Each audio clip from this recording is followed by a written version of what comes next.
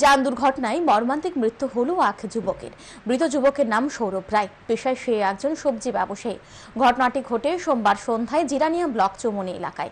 জানা যায়, একটি জেসিপি সৌরভ রায়কে ধাক্কা মারে। এতে সে গুরুতরভাবে আহত হয়। সাথে সাথে তাকে স্থানীয়রা উদ্ধার করে জিরানিয়া হাসপাতালে নিয়ে যায়।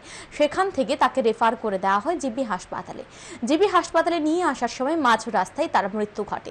মৃত সৌরভ রায়ের এক নিকট আত্মীয় জানান, তিনি সন্ধ্যার সময় খবর পান সৌরভ যান দুর্ঘটনায় আহত হয়েছে, জিরানিয়া হাসপাতালে রয়েছে। এই খবর পেয়ে তিনি জিরানিয়া হাসপাতালে ছুটে যান। তারপর জিরানিয়া হাসপাতাল থেকে সৌরভকে নিয়ে জিবি হাসপাতালের উদ্দেশ্যে রওনা হন, কিন্তু রাস্তায় তার মৃত্যু হয়। তারপর তিনি সৌরভের পরিবারের লোকজনদের সাথে যোগাযোগ করেন, কিন্তু মঙ্গলবার সকাল পর্যন্ত তার পরিবারের কেউই হাসপাতালে আসেনি বলে জানান তিনি। তিনি আরও জানান, সৌরভ চম্পকনগর এলাকায় তার দিদার সাথে থাকতো।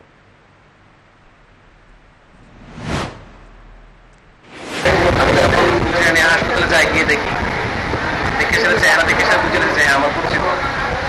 তারপর এখান থেকে কুইকলি রেফার করছে জিবিতে। জিবিতে আনতে আনতেই হেড এক্সপায়ার হয়েছে। কি নাম ওনার? সৌরভ রয়।